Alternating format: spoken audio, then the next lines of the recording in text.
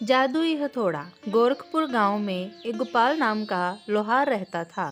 वो बहुत ही गरीब घर से था और वो अपने परिवार का लालन पालन करने के लिए दिन रात बहुत मेहनत करता था। रोज की तरह वो काम से जाने से पहले अपनी पत्नी को खाने का डिब्बा बांधने के लिए बोलने लगा। पत्नी जब डिब्बा लेके आई तो राम गोपाल ने अपनी पत्नी से कहा कि आज मुझे काम से आने में देर हो जाएगी। इतना कह के वो अपने काम के लिए निकल गया। काम पर जाने का रास्ता एक जंगल से होकर निकलता था। वो जैसे ही वहां पहुंचा तो उसको कुछ आवाज़ें सुनाई देने लगी। उसने देखा वहां एक साधु मंत्र का जप करते हुए हंस रहे थे। तो हैरान होकर राम गोपाल ने पूछा, क्या आप ठीक है? उस साधु को राम गोपाल नहीं जानता था, पर साधु ने उसका नाम लेकर कहा, राम गोपाल बेटा, मैं तुम्हारा ही इंतजार कर रहा था। मैं भूखा हूँ, मुझे अपने डिब्बे से कुछ खिला दो। अपना नाम सुनकर राम गोपाल बहुत हैरान हो गया था, पर उसने कोई सवाल नहीं किया और अपना खाने का डिब्बा खोलकर अपना सारा खाना साधु को दे दिया।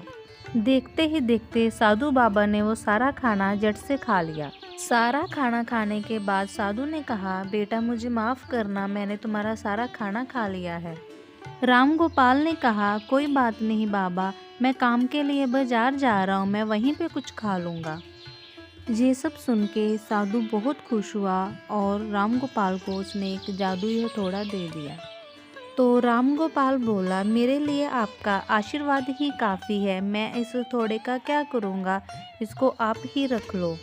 साधु ने कहा, ये कोई मामूली हथौड़ा नहीं है, ये मेरे गुरु ने मुझे दिया था। तुम्हारा दिल बिल्कुल साफ है, इसलिए मैं आज तुम्हें दे रहा हूँ।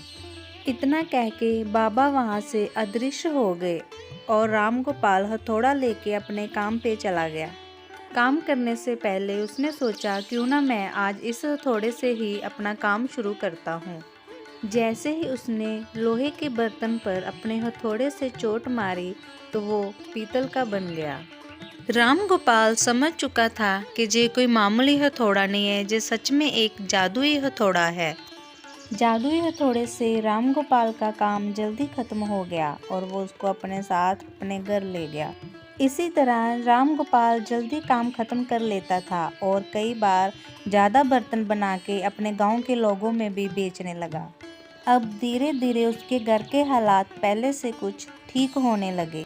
तभी वहाँ गांव का एक मुखिया आया और बोला, हम बेचारे लोगों को शहर में जाने में बहुत वक्त लगता है और जो इस दोनों गांवों के बीच में पत्थर आ रहा है, क्या तुम उसको तोड़ने में हमारी मदद कर दोगे? मुखिया की बात सुनकर राम गोपाल ने उस जादुई हथौड़े से उस पहाड़ को तोड़ दिया।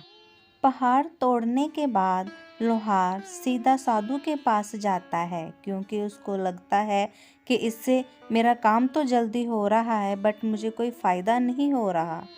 लोहार जब साधु के पास पहुंचा तो उसने अपने सारे मन की बात साधु को बता दी। तो साधु बाबा हंस के बोलने लगे, इसका इस्तेमाल तुम सिर्फ पत्थर तोड़ने और अपने बर्तन बनाने में नहीं कर सकते, इसका इस्तेमाल तुम बहुत जगह कर सकते हो। और फिर राम गोपाल ने साधु बाबा से हथौड़े को इस्तेमाल कैसे करना है वो सब सीख लिया। अब लोहार के पास बहुत सारा पैसा आ चुका था और एक आलीशान मकान में वो रहने लगा।